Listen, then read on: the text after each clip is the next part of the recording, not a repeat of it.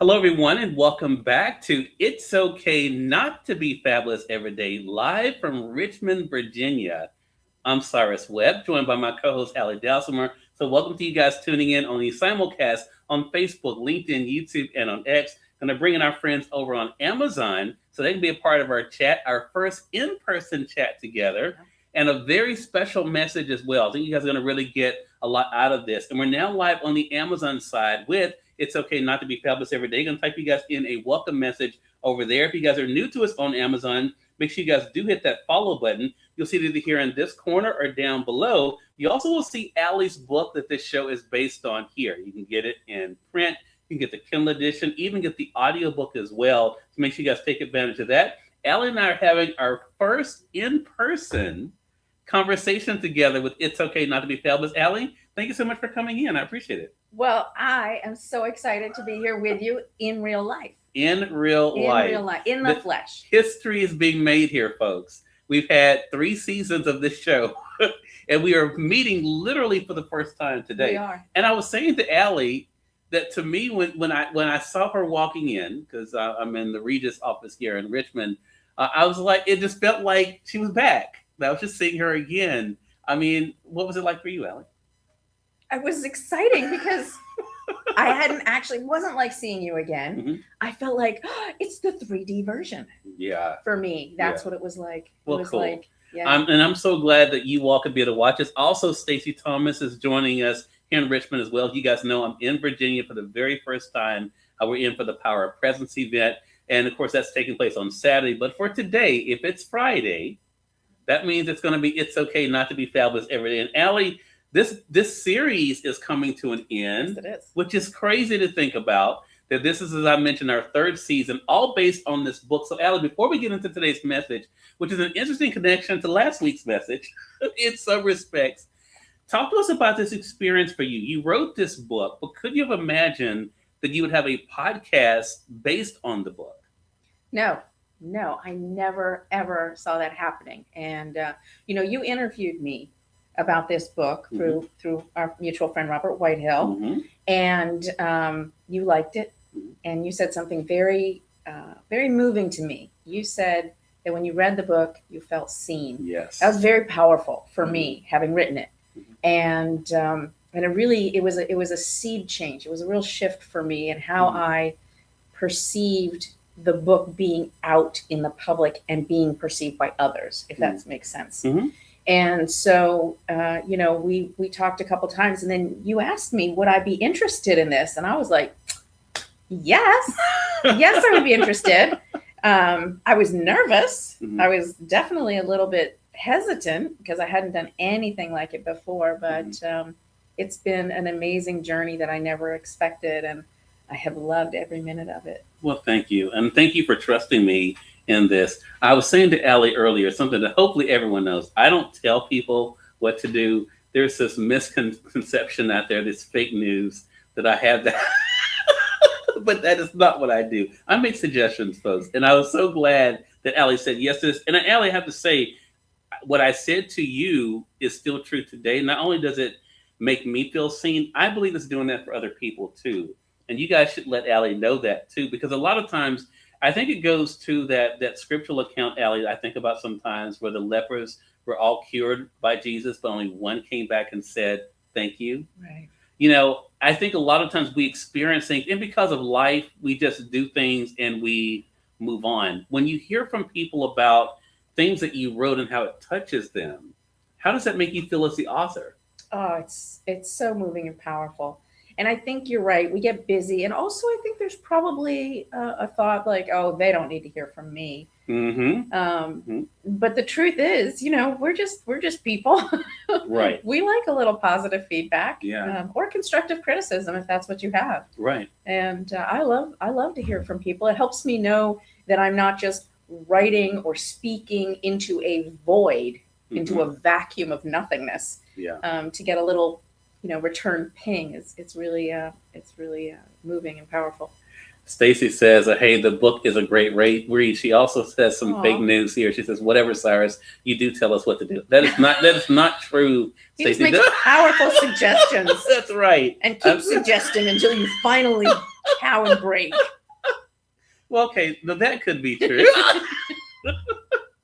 That is so funny, Stacey. Thank you for watching. But I think where we're going to talk about today, and I thought about this about last week's too, Allie, is that for myself in particular, I think. Oh, Nicole says I like her book. See, there you go. Aw, More Nicole. you, Thank you so Nicole. much for Thank joining us you. from Ohio over on Facebook. Appreciate you being with us.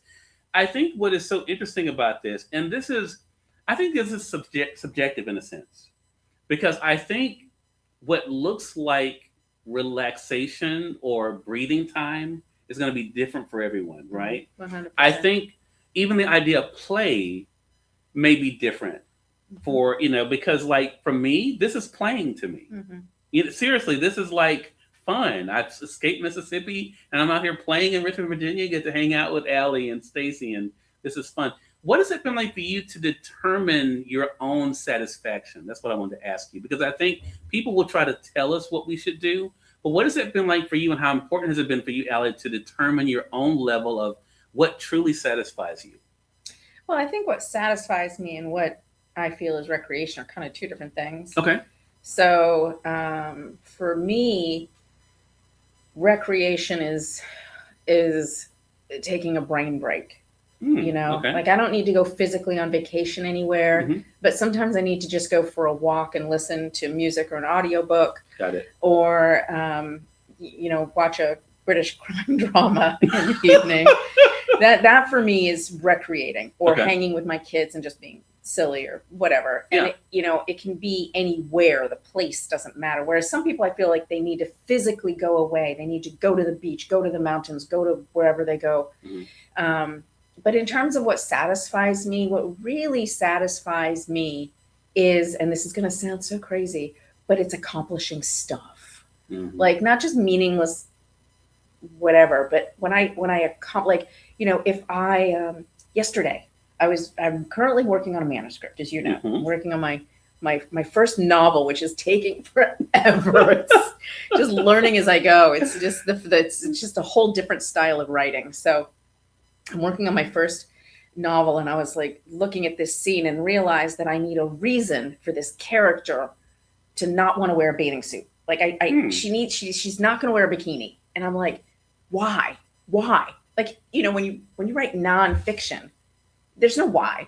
Yeah. It's just facts. It just Right. is. But so it was so satisfying for me to do the research of what was happening when she was 13 years old, Mm. and coming up with my why. And I wrote 2 small paragraphs, and I was like, yes. So Got that it. was satisfying for me. Got So it. that's Got it. so that's the difference How you there. do? Okay, got it. And I think that's for our audience out there too. I think a lot of times, for myself, one of the things I get people tell me all the time, include I just heard this week actually, you don't seem to ever take any time off. And honestly, that's not true. I think what I do take time off with an asterisk, in that I do things every day. Honestly, even yesterday when I got into town, I did something just for me that wasn't recorded. It was just me time, and it was great. And I think for myself, as I thought about today's message, Allie, I think it's a great connection to that. So we can go ahead and get into it now. So now, normally I would switch positions. I won't do that since Ellie and I are sitting Since right we're here. here, since we're here. But just pretend like you don't see me over here. Ellie's over here. All right, here we go. The young do not know enough to be prudent, and therefore they attempt the impossible and achieve it generation after generation. Pearl S. Buck. Playing, we've been told, means we're not being productive. And if we're not productive, we won't succeed. But is that really true? What does it mean to live a productive and successful life? What if we define productivity in terms of well-being? On a farm, productivity is defined as the output of crops or livestock. In business, productivity is measured in goods or services. In economics, productivity relates to capital appreciation. How about in life? To be productive and successful in life, we must make time for play, for self-reflection, for sport, for family, and for ourselves. Having fun by engaging in recreational activities is critical to living productively. In fact, the word recreational is based on the word recreate. And to recreate means to remake, to renew. These are productivity aligned words. Our society vastly overvalues wealth and material goods, often at the expense of family and leisure time. For me, success means feeling good about myself, what I'm doing, and who I'm doing it with. Coloring outside the lines, having unstructured playtime, and surrounding ourselves with positive people frees our minds to think great thoughts. Unstructured play allows us to recognize inner yearnings, clarify our dreams, and gain insights into ourselves and our aspirations. Life is short. Have fun. I love this. So you cannot go wrong with the quote from Perlis Buck, one of those authors who I remember reading in school. So I'm excited about when I was prepping for this. But Ellie, there are 3 points in this one that I wanted to bring out, and Okay.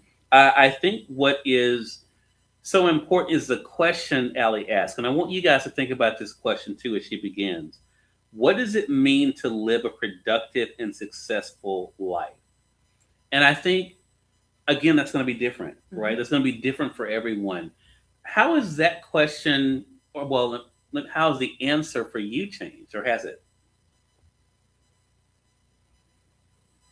No, not it hasn't changed in the macro. It's Okay, changed okay, in the micro in terms of okay, what specifically I'm working on or okay. doing or being with. But as I said just a minute ago, Mhm. for me, satisfaction is spending time with my kids or achieving some, some thing, Mhm. whatever that might be. Mhm. And the specifics of what that those are change. When I worked in the environmental world, the satisfaction I achieved through my work came from feeling like, you know what? I guess in a macro sense, it's the same in terms of I feel like what I'm doing is helping people in some way, Yeah, right? So when I was working in the environmental field, the policies we put in place and the management activities we engaged in, they they had a positive impact on the ground in terms of conserving flora and fauna for you know for people. And then later running for Congress, obviously I was trying to make a positive difference there. With writing this book, I was trying to make a positive difference in right. terms of people's feeling of well-being and sense of self. And even now, when I'm writing my novel, which is it's a new adult spicy romance with a hint of whatever, but that's an escapism, and that's Mm. also that helps people just to escape. I escape into the world of books all the time, as do you. Right. You have your recreation time often is Reading a reading. book. That's what I did yesterday. So yeah, Yeah. so that's also Yeah. positive, and I feel Yeah. like great satisfaction from that. Yeah, and I think too, I think this is what I've learned for myself personally, Allie, and for our audience, and that is I think we've made success too big. Mm-hmm. You know, Mm-hmm. I think people think unless you've done certain things, you're not successful. Mm-hmm. And I've never believed that personally for myself. Like for my family, perfect example. And again, nothing against this path for anybody, but I'm just talking about for myself. My grandmother worried if I would be successful because I didn't go to college. Now, why did she think that? Well, because that's what she saw as the path to success. Mm-hmm.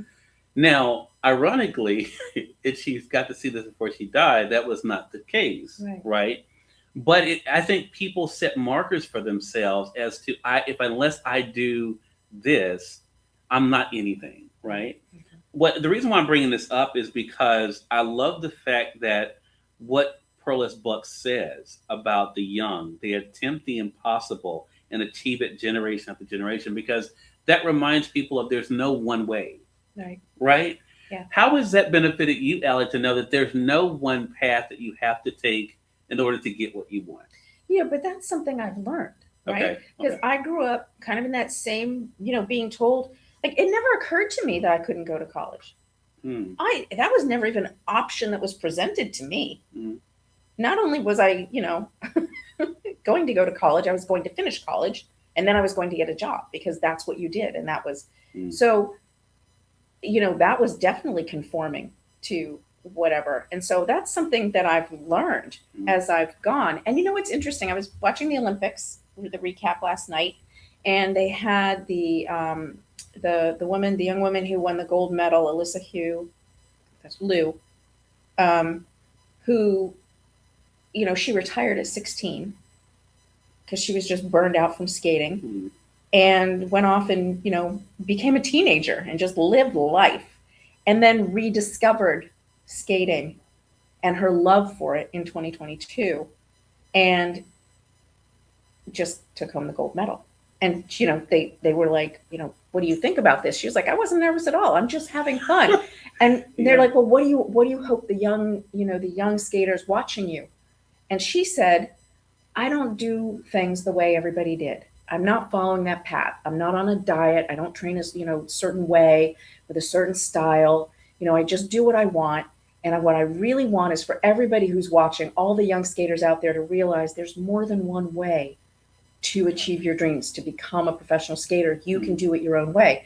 And I think that that's a lesson that I have learned as I've grown. So it's wonderful that she's got it so young. Yeah. But that's really, I think, what Pearl S. Buck is trying to say. Yeah. And you kind of say this in your own way, Allie, in the book. To be productive and successful in life, we must make time for play, for self-reflection, for sport, for family, and for ourselves. That statement to me is so powerful, because I think when people ask me, and I get asked this a lot too, about don't you ever get burnt out or don't you ever get tired? I'm like, no, I don't.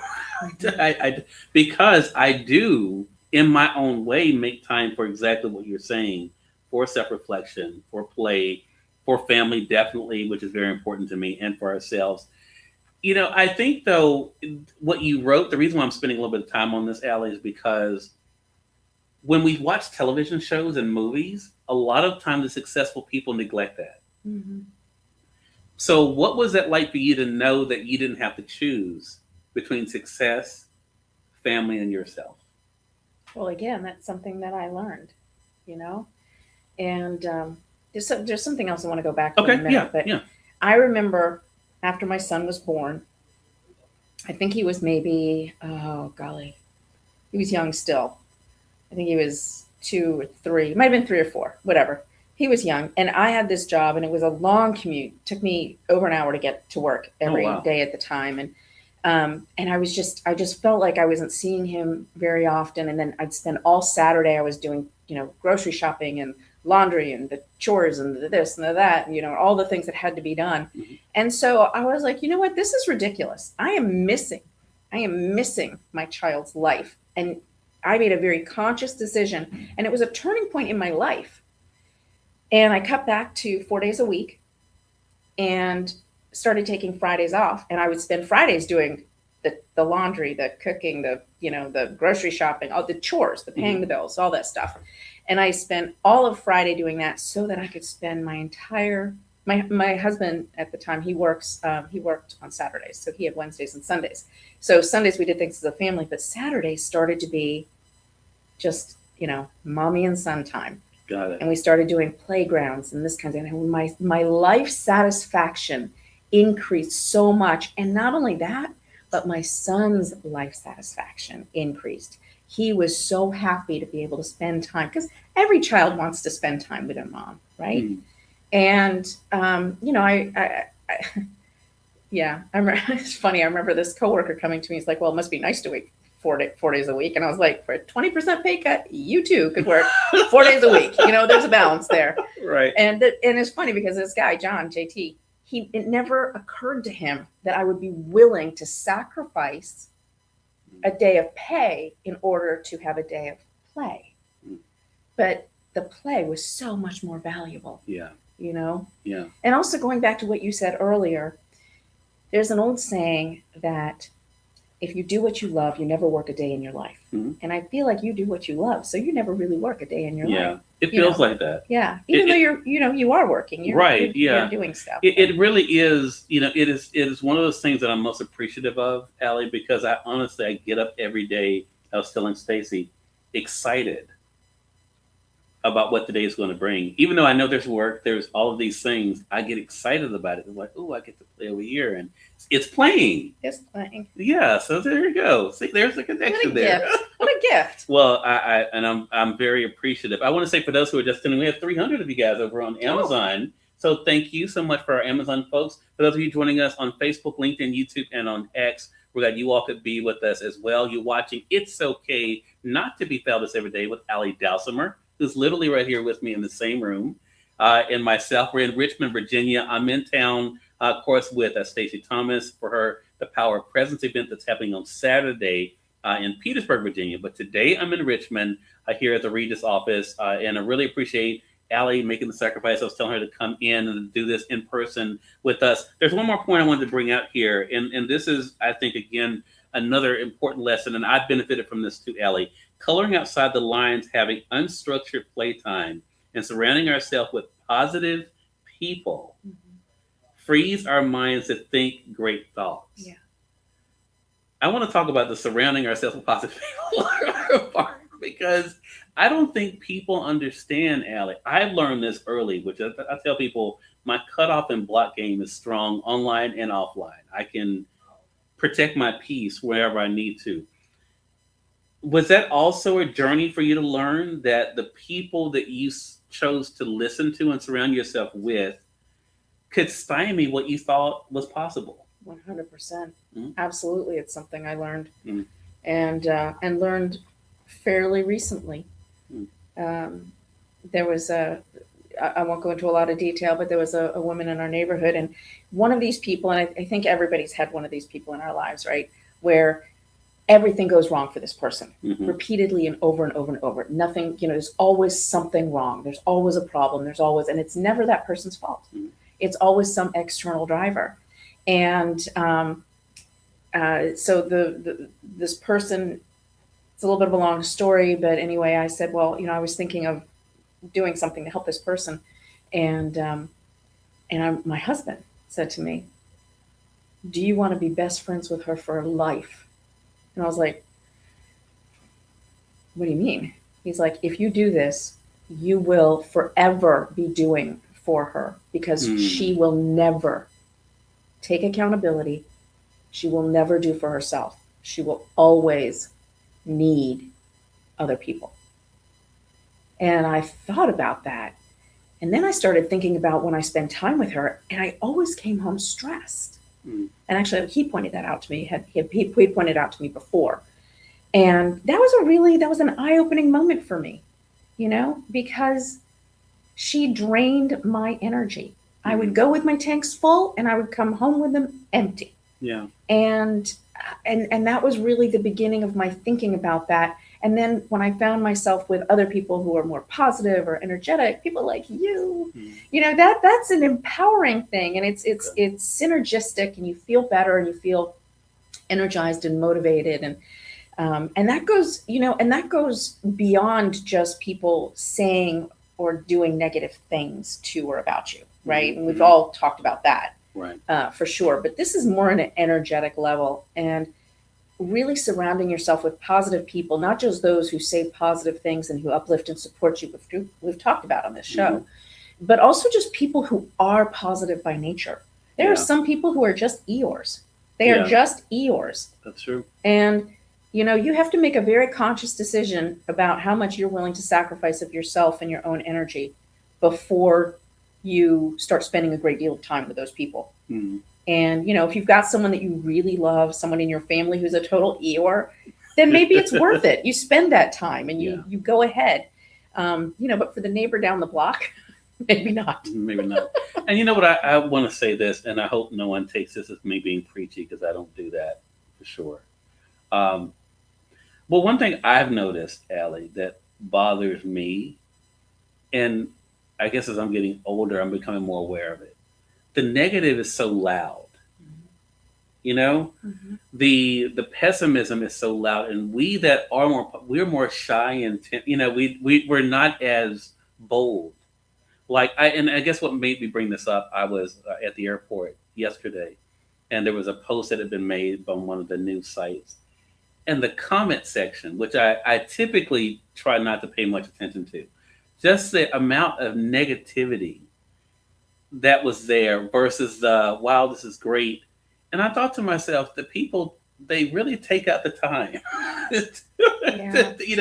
to be so. And we who kind of go into what we talked about earlier, a lot of times when we get a great experience, we just think, well, that's what they're supposed to do. We don't think much about it. You know what I mean? Mhm. But let something happen and we want to write a review. We're going to do a video. We're going to start a Reddit thread. Yeah. You know? So I just wanted to say for our audience, let's be louder with our positivity Mhm. because it's needed. I have a rule. Okay. Everywhere you go, whether it doesn't matter if it's a restaurant or a doctor's office, they send you an email afterwards and say, please rate your service, Mm-hmm. right? And I take the time and Mm. I rate my service unless I have a bad experience, Mm. and then I do not leave a review. Mm. I won't leave a review. Now, if there's been something that was egregiously wrong, then I might do something. I did one time post something because it was a really, really, it was an unusually bad situation. Yeah. And I posted it, but it was factual. I just said, this happened, this happened, this happened. And I was disappointed by this experience, or something to that effect. I didn't go on and on about stuff. Mm-hmm. And that business reached out to me, apologized, and made it right. It turns out that there had been an issue with that particular employee with whom I had dealt. Mm. And I was not the only one Mm. who had issues. But otherwise, I only leave positive reviews, because why would you want to put more there's enough negativity There in this is world. enough. We need to add positivity. We don't Yeah. need to add negativity. If you're, I talk about this in my talk that I do. You're walking down the street and you're feeling grumpy and someone smiles at you. It turns your whole day around. How much Yeah. energy did that smile take? Very little. Yeah. So, if you're walking down the street, smile at someone, Mm. because it can make all the difference to their day. You don't know what's going on with them. Their cat may have just died. Yeah. Yeah. It's so true. And it's such a great, and it really goes to the power of one. Mm-hmm. Because just like one person can make you have a bad day, one person can help you turn that around. It really is about that choice. Yeah. This is a great message. So again, Allie, what is your hope? When people think about this quote from Pearl's book and what you shared about productivity, about success, and finding your way, what do you hope they remember from it? What I really hope they remember is that they need to tap into their inner youth and remember what it is to be 12 and 15 and 25 when life was full of possibilities and the world was your oyster kind of thing. Mm. We get so set in our ways. There's a study that after the age of 40, you listen to the same music that you did when you were 20. You eat the same meal that when you were 20. You go to the same vacation spots. It's like there's so much out there. Listen to new music. You won't like it at first, but just keep listening because it gets better and better as you go. Mm. Try new foods. Meet new people. Go new places, and travel. Even if it's just to, your local, your local wherever that you've never been to before, Mm-hmm. or whatever. You don't have to go far to travel. Right. And if you're in Petersburg, you can come to Richmond. You can go to the museum or the park. Yeah. And I really hope people will take from it that there was a time when they felt they could do anything, and they still can. Yeah. There's no reason to feel different now. Love that. It's a great message again from It's Okay Not to Be Fabulous Every Day by Allie Dalsimer, my co-host and friend. Again, you all can get it here on Amazon in print, the Kindle edition, and the audio book as well. Allie, thank you again for coming into Richmond to be a part of this live with us. Really appreciate it. Let them know how to stay connected with you and how they can catch your other show that you have. So what's your process? Yeah, thank you so much. Yeah, so you can find me on the socials, especially Instagram, under my name, Allie Dalsimer. You can sign up for my newsletter at alliedalsimer.com/newsletter. Tomorrow's is 5 Minutes of Fabulosity. It's a good message tomorrow, actually. And you can follow our other podcast, which is So What's Your Process?, where my son and I co-host a show where we talk with creatives from all fields about what they do and how they do it. And yesterday's episode that just dropped is with this guy, Austin Nadowitz, who designs trading cards for MLB. And it's fascinating. I had no idea of all that went into that. So really great stuff. And as always, please reach out to me. All right. I saw the promo, so I have to go back and watch that episode. But yeah, I did see the promo on Instagram. So make sure you guys check that out. Allie, thank you again. Looking forward to next week's message. Me as well. Yeah. Thank you, Cyrus, and thanks to everybody for tuning in. And Yeah. I'm just sorry we're not going to be able to do it live I going forward. know. This is great. Well, who knows? Who knows what may come up in the future? Who knows? Who knows? And we definitely thank you all for tuning in to another great segment of It's Okay Not to Be Fabulous Every Day. Until next time, y'all make it a great one. We'll talk to you soon. Take care.